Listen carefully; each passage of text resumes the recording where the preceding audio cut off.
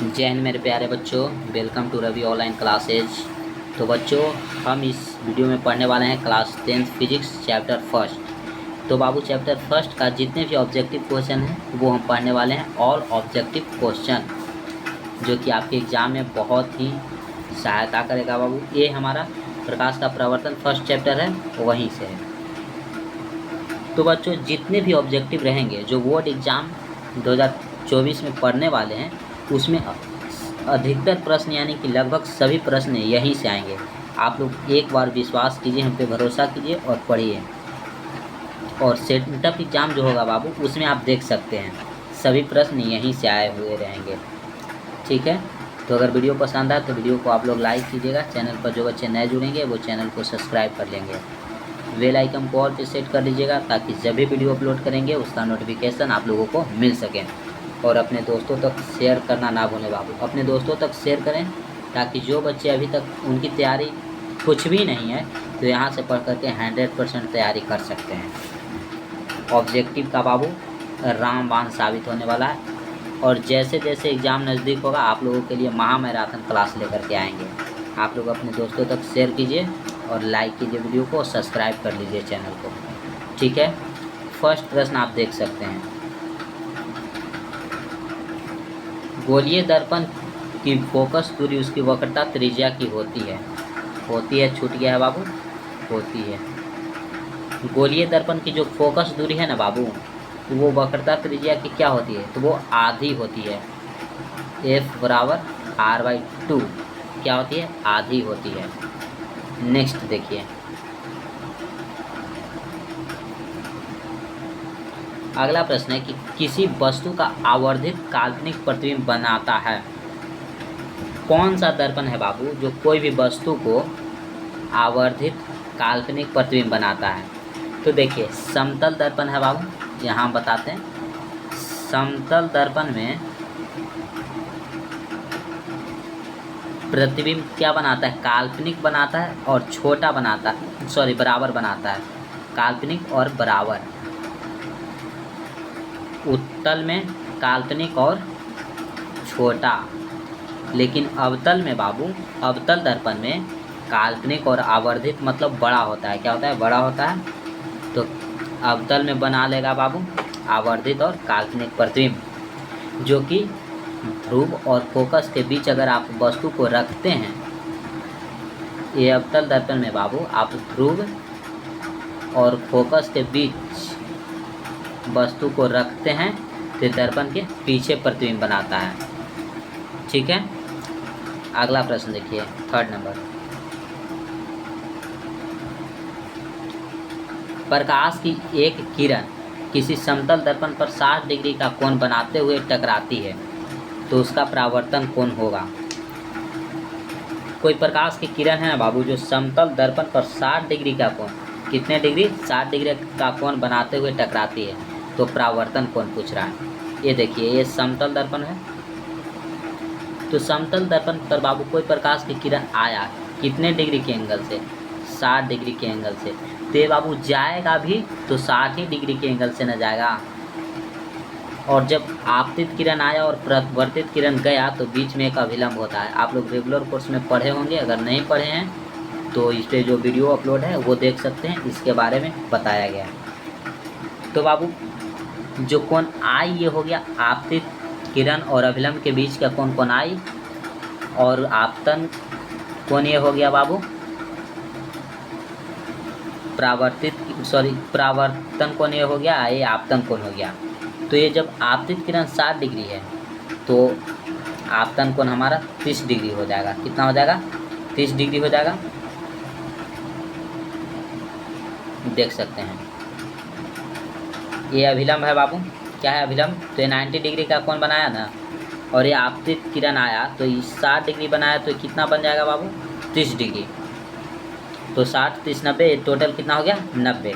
अगर जब जाएगा तो जितना डिग्री से आया उतना डिग्री से चला जाएगा, तो ये कितना हुआ बाबू, ये भी हमारा 30। देख सकते हैं, कोण आई बराबर होता है कोण आर, होता है ना बाबू। तो कोण आई हमारा 30 डिग्री, तो कोण आर भी 30 डिग्री। ऑप्शन नंबर आप बी देख सकते हैं, 20 राइट आंसर हो जाएगा, ऑप्शन बी। अगला प्रश्न देख सकते हैं, 4 नंबर प्रश्न, यदि किसी वस्तु को एक दर्पण के सामने निकट रखने पर प्रतिबिंब सीधा बने किंतु दूर रखने पर उल्टा प्रतिबिंब बने तो वह दर्पण होगा। तो देखिए कौन ऐसा दर्पण है बाबू जिसमें हम अगर वस्तु को निकट रखें, नज़दीक रखें तो सीधा प्रतिबिंब बनाता है, लेकिन दूर रखते हैं तो उल्टा प्रतिबिंब बनाता है। तो आप बता सकते हैं अवतल दर्पण में उल्टा प्रतिबिंब बनता है बाबू? नहीं बनता है। तो उत्तल तो नहीं होगा, उत्तल में उल्टा प्रतिबिंब नहीं बनता है। समतल में उल्टा प्रतिबिंब नहीं बनता है, तो ये भी हमारा नहीं होगा। और समतल उत्तल दोनों है, तो इसमें भी नहीं होता है। तो हमारा कौन सा हो गया? आप इस तरह से ऑप्शन को चेक कर सकते हैं, ऑप्शन बी अवतल दर्पण। अब देखिए अवतल दर्पण है, अगर आप वस्तु को निकट रखते हैं, सबसे नज़दीक पी और एफ के बीच में रखते हैं तो सीधा बनता है, और दूर अगर आप अनंत पर रखते हैं तो उल्टा बनता है बाबू, प्रतिबिंब उल्टा बनता है। ठीक है, नेक्स्ट देखिए, साइड मिरर के रूप में उपयोग होता है। हम बाबू साइड मिरर के रूप में कौन से दर्पण का उपयोग करते हैं? उत्तल लेंस, अवतल लेंस, दोनों, या इनमें से कोई नहीं। तो बाबू हम साइड मिरर के रूप में उत्तल दर्पण का प्रयोग करते हैं, उत्तल दर्पण। और यहाँ लेंस आ गया, तो लेंस तो होगा नहीं, ए नहीं होगा और बी भी नहीं, दोनों भी नहीं होगा, यानी ऑप्शन नंबर डी राइट हो जाएगा, इनमें से कोई नहीं। अगर पूछे हजामती दर्पण के रूप में, हजामती दर्पण, तो बाबू हजामती दर्पण के रूप में हम अवतल दर्पण का प्रयोग करते हैं, अवतल दर्पण। अगर कहे बाबू दंत चिकित्सक,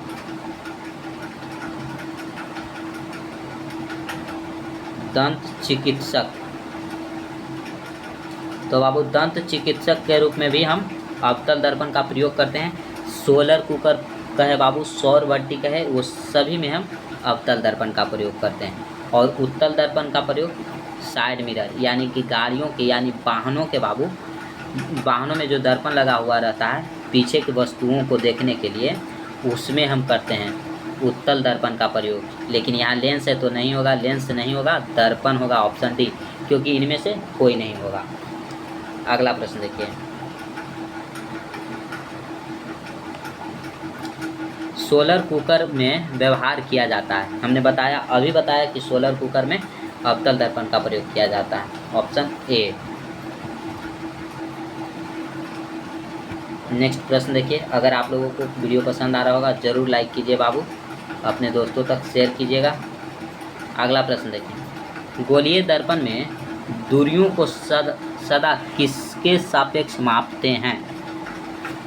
गोलीय दर्पण में बाबू दूरी को हम सदा किसके सापेक्ष मापते हैं? तो बाबू हम ध्रुव, सभी दूरियों, दर्पण में सभी दूरियां ध्रुव से मापी जाती है, या इधर हो, ऊपर हो या नीचे, सभी दूरियां हम ध्रुव से मापते हैं। इसलिए ऑप्शन नंबर हमारा ए हो जाएगा राइट आंसर, पोल। क्या हो जाएगा मेरे प्यारे बच्चों? पोल।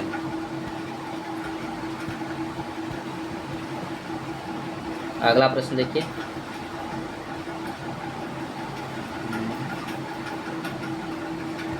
ये बताइए, दर्पण सूत्र है। दर्पण सूत्र क्या होता है मेरे प्यारे बच्चों? तो दर्पण सूत्र होता है 1/v प्लस 1/u बराबर 1/f। आप देख सकते हैं ऑप्शन नंबर कौन सा है? 1/v माइनस है, ये नहीं होगा। 1/f प्लस 1/u है, ये भी नहीं होगा। 1/f प्लस 1/u, ये भी नहीं होगा। यानी ऑप्शन नंबर डी हो जाएगा, 1/v प्लस 1/u बराबर 1/f। Option number D is right answer हो जाएगा। तो बच्चा जी आप लोग ज़रूर कमेंट करें कि आप लोगों को समझ में आ रहा है या नहीं आ रहा है।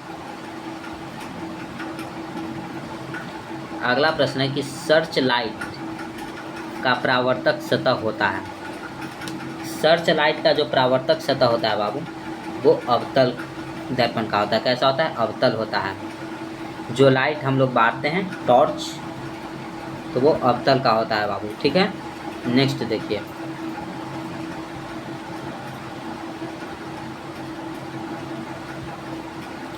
किस दर्पण में केवल आभासी प्रतिबिंब बनेगा? कौन सा दर्पण है बाबू जिसमें आभासी प्रतिबिंब बनेगा? तो आप जानते हैं समतल में आभासी बनता है, अवतल में बाबू आभासी और वास्तविक दोनों बनता है, वास्तविक एंड आभासी, आभासी दोनों बनता है। और उत्तल में क्या बनता है बाबू? आभासी प्रतिबिंब बनता है। तो कहता है क्वेश्चन कि किस दर्पण में केवल आभासी प्रतिबिंब, तो आभासी समतल में और उत्तल में, तो ये बाबू ऑप्शन डी हो जाएगा, समतल और उत्तल दोनों।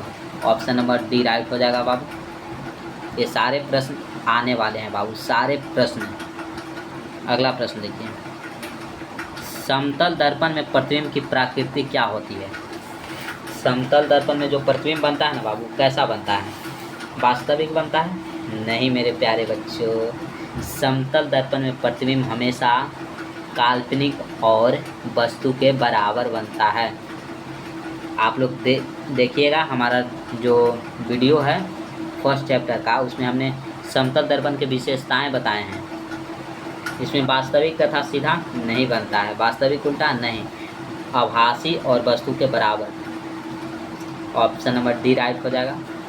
समतल दर्पण में प्रतिबिंब आभासी कहीं कहीं काल्पनिक रहेगा, क्योंकि आभासी को ही काल्पनिक कहते हैं, और बराबर बनता है। नेक्स्ट देखिए, सबसे इम्पोर्टेंट क्वेश्चन ये एग्ज़ाम के लिए हर एक बार, पता नहीं कितना बार पूछा है ये एग्ज़ाम में, कि प्रकाश के परावर्तन के कितने नियम हैं? तो बच्चा जी प्रकाश के परावर्तन के 2 नियम हैं। कितने नियम हैं? 2 नियम। ऑप्शन बी राइट हो जाएगा। अगला प्रश्न देखिए, परावर्तन के नियम से निर्धारित होता है, परावर्तन के नियम से मेरे प्यारे बच्चों कौन निर्धारित होता है? तो आप जानते होंगे कोण आई बराबर कोण आर होता है, यानी आपतन कोण परावर्तन कोण के बराबर होता है। देख सकते हैं आपतन कोण बराबर परावर्तन कोण, परावर्तन कोण बराबर आपतन कोण बराबर विचलन कोण, या इनमें से कोई नहीं। तो ए नहीं होगा, ए भी नहीं होगा, यानी आपतन कोण बराबर परावर्तन कोण। ऑप्शन ए राइट हो जाएगा। क्योंकि देखिए ये बीच में अविलंब हो गया, जितना ये होता है बाबू उतना ही ये होता है। तो आपतन कोण आई बराबर कोण आर होता है। ठीक है, ऑप्शन बी ए हमारा हो जाएगा, ऑप्शन नंबर ए हो जाएगा। अगला प्रश्न देखिए,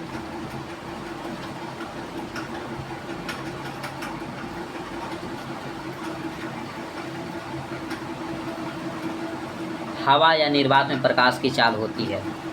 तो बाबू देखिए, अगर पूछेगा क्वेश्चन प्रकाश की चाल सबसे अधिक किस में होती है? सबसे अधिक बाबू, तो प्रकाश की चाल सबसे अधिक निर्वात में यानी हवा में होता है, निर्वात में होता है। ठीक है, ये क्वेश्चन आप लोग इम्पोर्टेंट मान लीजिए, ये आता है। तो निर्वात में जो प्रकाश की चाल होता है वो कितना होता है? तो वो होता है 3 × 10⁸ मीटर प्रति सेकंड।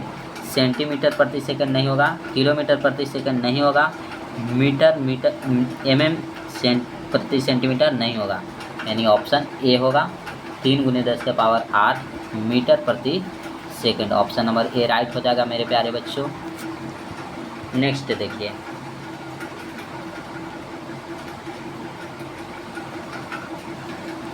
दंत विशेषज्ञ किस दर्पण का उपयोग मरीज के दांत का बड़ा प्रतिबिंब देखने के लिए करता है? दंत विशेषज्ञ मतलब बाबू दंत चिकित्सक, दंत चिकित्सक के रूप में कौन सा दर्पण का उपयोग होता है? तो बाबू हमने पहले बताया है कि अवतल दर्पण का उपयोग होता है। ऑप्शन नंबर बी राइट हो जाएगा। या कहीं कहीं रहेगा कि डॉक्टर रोगियों को कान आँख देखने के लिए, गला देखने के लिए कौन से दर्पण का प्रयोग करते हैं? तो अवतल दर्पण का प्रयोग करते हैं बाबू। और दाढ़ी बनाने के लिए, दाढ़ी बनाने के लिए कौन सा दर्पण बाबू? तो अवतल।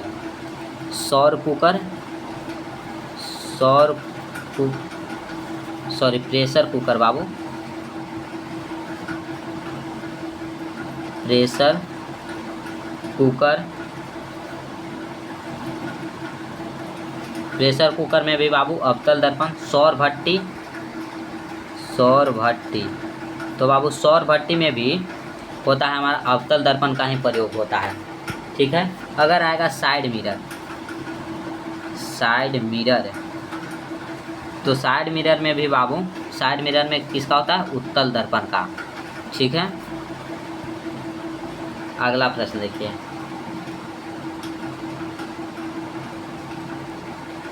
यदि किसी बिंब का प्रतिबिंब का आवर्धन ऋणात्मक है तो उस प्रतिबिंब की प्रकृति क्या होगी?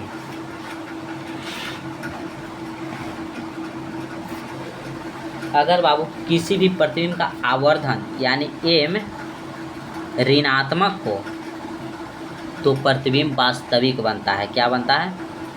वास्तविक। अगर प्रतिबिंब वास्तविक बने तो आवर्धन ऋणात्मक होगा, और काल्पनिक बने यानी आभासी बने, आभासी बाबू, तो उसका आवर्धन धनात्मक होता है। तो आप देख सकते हैं कि किसी बिंब का, यानी बिंब मतलब वस्तु बाबू, वस्तु का प्रतिबिंब आवर्धन ऋणात्मक है तो उस वस्तु का प्रतिबिंब की प्रकृति वास्तविक एवं उल्टा होगा। जब वास्तविक बनेगा तो उल्टा बनेगा। ऑप्शन ए राइट हो जाएगा। क्या हो जाएगा मेरे प्यारे बच्चों? ऑप्शन ए हो जाएगा। तो बच्चा जी, आप लोग अभी तक शेयर नहीं किए हैं तो आप लोग ज़रूर शेयर कर दीजिए। मेरे शेयर वन शेयर नहीं हो, सारे बच्चे शेयर कर दीजिएगा। और वीडियो पसंद आए तो लाइक करें, अपने दोस्तों तक शेयर करना ना भूलें, ठीक है। नेक्स्ट देखिए, निम्नलिखित में से कौन उत्तल दर्पण की फोकस दूरी जिसकी वक्रता त्रिज्या 32 सेंटीमीटर है? उत्तल दर्पण की फोकस दूरी बाबू कौन है जिसकी वक्रता त्रिज्या 32 सेंटीमीटर? तो देखिए, उत्तल दर्पण की फोकस दूरी हमेशा धनात्मक होता है, तो ऋणात्मक वाले नहीं होंगे, ठीक है। तो अब एफ बराबर पूछ रहा है, तो r/2 और r दिया हुआ है 32, तो बटा 2 हो जाएगा 16, यानी बाबू प्लस 16 सेंटीमीटर। ऑप्शन नंबर आप सी देख सकते हैं, ऑप्शन सी राइट हो जाएगा। और यहीं से बाबू एक ऑब्जेक्टिव का प्रश्न बता देते हैं, अवतल दर्पण और उत्तल दर्पण। तो देखिए बच्चा जी, अवतल दर्पण की जो फोकस दूरी होती है ना, वो ऋणात्मक होता है, ऋणात्मक, और अब उत्तल दर्पण की फोकस दूरी धनात्मक होता है। आप इसे याद रखिएगा, न्यूमेरिकल बनाने में बहुत ही आसान होगा और ऑब्जेक्टिव में भी आते हैं। अगला प्रश्न है कि नई कार्तीय चिन्ह परिपाटी के अनुसार दर्पण के सामने रखे गए बिंब की बिंब दूरी ली जाती है। अगर बाबू दर्पण के सामने कोई वस्तु को रखा जाएगा तो उसकी दूरी ली जाएगी धनात्मक, ऋणात्मक, कभी धनात्मक या कभी ऋणात्मक, या इनमें से कोई नहीं। तो देखिए, कोई दर्पण है, ये दर्पण है बाबू, तो इसके सामने की जो वस्तु है ना वो लिया जाता है। देखिए चिन्ह परिपाटी आप लोगों ने पढ़ा होगा, दर्पण के सामने क्या हो जाता है बाबू? निगेटिव हो जाता है। क्या होता है? निगेटिव। और दर्पण के पीछे पॉजिटिव, दर्पण के ऊपर पॉजिटिव, नीचे निगेटिव। तो दर्पण के सामने बोल रहा है तो हो जाएगा हमारा ऋणात्मक। क्या हो जाएगा? ऋणात्मक। ऑप्शन नंबर बी राइट हो जाएगा। अगला प्रश्न देखिए, निम्नलिखित में से किस दर्पण की फोकस दूरी धनात्मक होती है? तो हमने बताया उत्तल दर्पण की फोकस दूरी धनात्मक होता है। अगला प्रश्न देखिए, कौन सा दर्पण आमतौर पर वाहनों को पीछे देखने के दर्पण के रूप में उपयोग किया जाता है? पीछे देखने के लिए बाबू कहीं कहीं रहेगा पश्च दृश्य। पश्च दृश्य के रूप में कौन सा दर्पण का उपयोग होता है? ये उत्तल दर्पण का उपयोग होता है। किसका होता है मेरे प्यारे बच्चों? उत्तल दर्पण। Option number B. देखिए उल्टा हो गया है, कोई दिक्कत नहीं, सी ऊपर चला गया, बी नीचे, तो उत्तल हो जाएगा। कहीं कहीं साइड मिरर रहेगा, पश्च दृश्य दर्पण रहेगा, या वाहनों को पीछे देखने के लिए जो क्वेश्चन है ऐसे रहेगा। कोई दिक्कत नहीं है, सोचना नहीं है, उत्तल दर्पण को मार देना है। Option B. नेक्स्ट देखिए,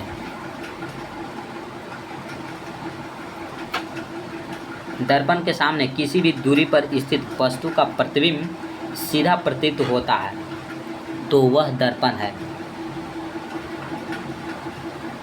दर्पण के सामने बाबू किसी भी दूरी पर, ये दर्पण मान लीजिए कि यहाँ दर्पण है, तो दर्पण के सामने इधर किसी भी दूरी पर स्थित वस्तु का प्रतिबिंब सीधा प्रतीत होता है। तो देखिए अवतल दर्पण में बाबू सीधा और उल्टा दोनों प्रतिबिंब बनते हैं। क्या बनते हैं? सीधा उल्टा दोनों प्रतिबिंब बनते हैं। लेकिन समतल दर्पण और उत्तल दर्पण दोनों में हमेशा सीधा प्रतिबिंब बनता है। कैसा बनता है बच्चा जी? सीधा बनता है। तो आप बता सकते हैं या तो समतल या तो उत्तल। ऑप्शन नंबर बी होगा। क्या हो जाएगा? ऑप्शन नंबर बी राइट हो जाएगा बाबू। और अवतल में अगर पूछेगा कि कौन सा दर्पण में सीधा प्रतिबिंब बनता है, तो सीधा बाबू तीनों दर्पण में बनता है। तीनों दर्पण को मार देना है, ठीक है। अगर पूछे कि कौन सा दर्पण में सीधा एवं उल्टा दोनों प्रतिबिंब बनता है, तो अवतल मारना है, ठीक है। ऑप्शन डी देख रहे हैं, अवतल है, जो मार देना है। लेकिन पूछा है कि किस दर्पण में वस्तु को सामने रखने पर हमेशा प्रतिबिंब सीधा ही बनता है, तो समतल और उत्तल में बनता है, ठीक है बच्चा जी। आगे चलिए 24 नंबर प्रश्न। आप लोग शेयर कर दीजिएगा अपने दोस्त तक,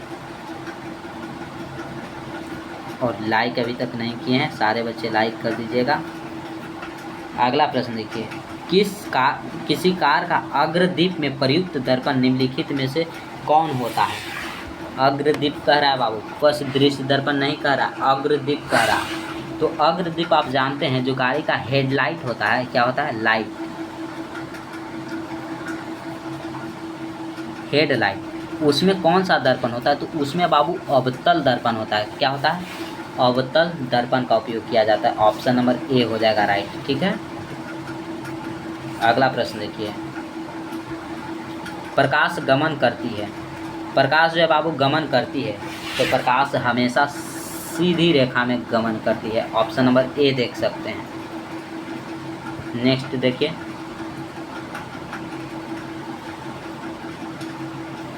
दाढ़ी बनाने में कौन सा दर्पण उपयुक्त है?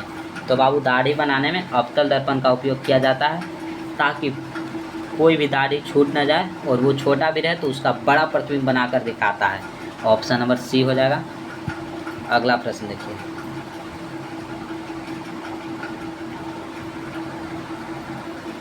अगला प्रश्न हमारा कि समतल दर्पण की फोकस दूरी होती है। समतल दर्पण की फोकस दूरी जो है बाबू अनंत होती है। क्या होता है? अनंत। ऑप्शन ए राइट हो जाएगा, अनंत हो जाएगा। समतल दर्पण की फोकस दूरी इनफाइनाइट। अगला प्रश्न देखिए, अवतल दर्पण के सामने वस्तु को कहाँ रखा जाए? अवतल दर्पण के सामने बाबू वस्तु को कहाँ रखा जाए कि प्रतिबिंब उल्टा, वास्तविक और समान आकार का बनेगा? ये बच्चा जानता है बाबू। अगर ध्रुव पर रखिएगा तो प्रतिबिंब हमेशा कहाँ बनेगा? जानते हैं ना, ध्रुव पर तो रहेगा ही नहीं वस्तु। सॉरी बाबू, ध्रुव पर नहीं रहेगा। तो देखिए वक्रता केंद्र पर अगर आप वस्तु को रखते हैं तो बराबर आकार का प्रतिबिंब बनता है। देखिए ये ध्रुव है, ये फोकस है, और ये वक्रता केंद्र है। अगर यहाँ वस्तु को रखते हैं दर्पण से टकराएगा, फोकस से होकर गुजर जाएगा। फोकस को यहाँ रखिए और यहाँ से लाइए फोकस से, और जो यहाँ से आया और यहाँ कट जाएगा और बराबर आकार का प्रतिबिंब बनेगा। ठीक है बच्चा जी, तो ऑप्शन नंबर सी हो जाएगा राइट आंसर, वक्रता केंद्र। अगला प्रश्न देखिए, उत्तल दर्पण से बना काल्पनिक प्रतिबिंब होता है। उत्तल दर्पण से बना जो काल्पनिक प्रतिबिंब होता है बाबू, वो कैसा होता है? तो देखिए काल्पनिक बनेगा तो हमेशा कैसा बनेगा? सीधा बनेगा। तो इसमें जो बाबू क्या बनेगा? सीधा, काल्पनिक के साथ सीधा बनेगा। तो इसमें जो उल्टा दिख रहा है उसे आप काट दीजिए, उल्टा यानी नहीं होगा। इनमें से कोई नहीं, ये छोड़ दीजिए। वैसा आते हैं समय जिसमें न भी हो सकते हैं। अगर ये हम बता रहे हैं आपको, अगर नहीं आ रहा है समझ में तब देखिए, उल्टा तो होगा नहीं, तो ऑप्शन बी गलत है। कह रहा है काल्पनिक प्रतिबिंब बनता है, उत्तल दर्पण में बना काल्पनिक प्रतिबिंब होता है। तो देखिए अगर बाबू हरासित रहे ना, तो हरासित मतलब छोटा होता है। कैसा होता है? छोटा और आवर्धित मतलब होता है बड़ा। तो आप लोग बता सकते हैं कि उत्तल दर्पण में जो प्रतिबिंब बनता है वो छोटा बनता है या बड़ा। तो बाबू वस्तु से छोटा बनता है। जैसे देखिए कि गाड़ी के जो साइड मिरर में प्रयोग होता है दर्पण, उसमें अगर बाबू छोटा प्रतिबिंब नहीं बनेगा, अगर बड़ा प्रतिबिंब बने तो अगर कोई भी एक गाड़ी आएगा तो पूरा दर्पण में दिखा देगा, पता ही नहीं चलेगा और ड्राइवर आगे जाकर ठोक देगा। इस चलते छोटा प्रतिबिंब बनता है ताकि कितनों भी दूर इनफाइनाइट तक की वस्तु जो रहे वो छोटा होकर यहाँ दिख सके। ठीक है, तो छोटा ह्रासित, तो सीधा एवं छोटा बनता है। ऑप्शन नंबर सी राइट हो जाएगा। क्या हो जाएगा? Option C. नेक्स्ट देखिए,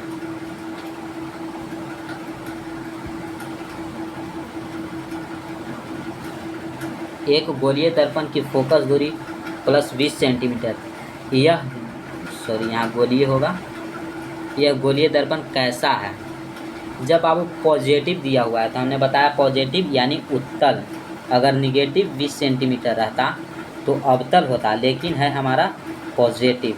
क्या है? पॉजिटिव 20 सेंटीमीटर, यह उत्तल होगा। ऑप्शन ए राइट हो जाएगा। और ये हमारा शायद लास्ट है, अब लास्ट ही है ये प्रश्न बाबू ऑब्जेक्टिव का, और 3 न्यूमेरिकल है जो आपको बताना है। अवतल दर्पण की फोकस दूरी होती है, तो हमने बताया है कि अवतल दर्पण की जो फोकस दूरी होती है वो कैसी होती है? ऋणात्मक होती है। अवतल दर्पण की फोकस दूरी बच्चा जी ऋणात्मक। ऑप्शन ए राइट हो जाएगा। और उत्तल दर्पण की फोकस दूरी धनात्मक होता है यानी पॉजिटिव होता है। और ये हमारा देखिए कुछ न्यूमेरिकल्स प्रश्न हैं जो आप लोगों को बताना है। पहला प्रश्न है कि एक गोलीय दर्पण की वक्रता त्रिज्या 24 सेंटीमीटर है, यानी आर दिया हुआ है मेरे प्यारे बच्चों 24 सेंटीमीटर। तो इस दर्पण की फोकस दूरी क्या होगा? यानी पूछ रहा है कि एफ क्या होगा। एफ पूछ रहा है बच्चा जी, आर दिया हुआ है 24 सेंटीमीटर, तो एफ बराबर भार आप लोग जानते होंगे। एफ बराबर फॉर्मूला होता है r/2, यानी एफ बराबर 24/2 कट जाएगा तो आ जाएगा मेरे प्यारे बच्चों 12 सेंटीमीटर। एफ का मान कितना आ जाएगा? 12 सेंटीमीटर। आप लोग इसे याद रखिएगा, 2 मार्क्स में आते हैं। कितने मार्क्स मेरे प्यारे बच्चों? 2 मार्क्स। 2 मार्क्स में बस इतना ही बनाने के लिए रहेगा। अगला प्रश्न देखिए, एक उत्तल दर्पण की फोकस दूरी निकालें जिसकी वक्रता त्रिज्या 36 सेंटीमीटर है।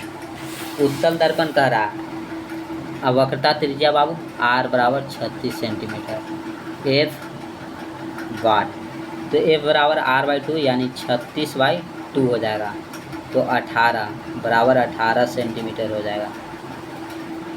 कितना हो जाएगा मेरे प्यारे बच्चों? 18 सेंटीमीटर। नेक्स्ट देखिए, एक प्रश्न और है। 15 सेंटीमीटर फोकस दूरी के अवतल दर्पण से, अवतल दर्पण दिया हुआ है 60 सेंटीमीटर पर रखी गई एक वस्तु का प्रतिबिंब की स्थिति का पता लगाएं। तो देखिए एफ दिया हुआ है 15 सेंटीमीटर और कौन सा दर्पण है? अवतल यानी निगेटिव होगा। और यू दिया हुआ है, तो वस्तु दूरी हमेशा बाबू उत्तर है या अवतल है? निगेटिव ही होता है, तो ये 60 सेंटीमीटर हो जाएगा। तो निकालना क्या? भी प्रतिबिंब निकालना है, प्रतिबिंब की दूरी। तो भी इक्वल टू देखिए 1/v plus 1/u plus 1/f लिखेंगे हम दर्पण सूत्र से। यहाँ दर्पण सूत्र से, ठीक है बच्चा जी। तो इधर देखिए 1/v बराबर हो जाएगा 1/af माइनस 1/u, तो 1/v बराबर बाबू 1/f कितना दिया हुआ है? तो 1/-15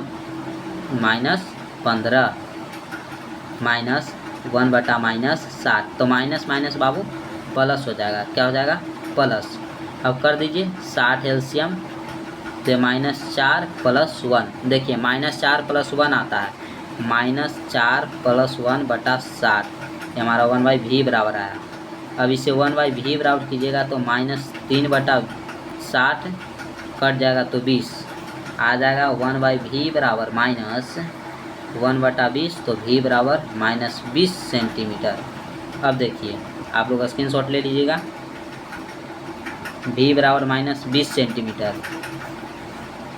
जब माइनस है बाबू तो प्रतिबिंब कैसा बन रहा होगा? वास्तविक। और वास्तविक तो उल्टा बनेगा। वास्तविक और उल्टा प्रतिबिंब, प्रतिबिंब की स्थिति तो ये वास्तविक और उल्टा बनेगा।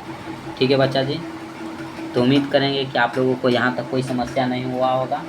31 प्रश्नों में आप लोग ज़रूर कमेंट बॉक्स में बताइएगा कितने प्रश्न सही किए।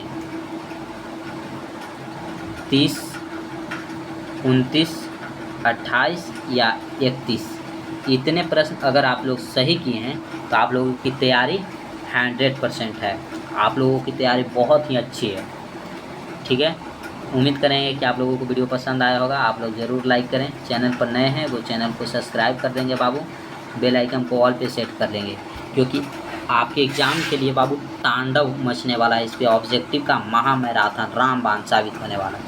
तो आप लोग ज़रूर पढ़िए और ऑब्जेक्टिव की क्लास में ज़रूर जुड़िए।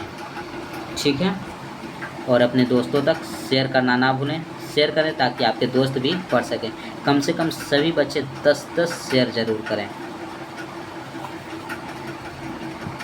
और कमेंट बॉक्स में ज़रूर आप लोगों को बताएं कि आप लोगों को हमारा वीडियो कैसा लगा और प्रश्न का क्वालिटी कैसा था। फिर मिलते हैं अगले वीडियो में। आज के लिए बस इतना ही। जय हिंद मेरे प्यारे बच्चों।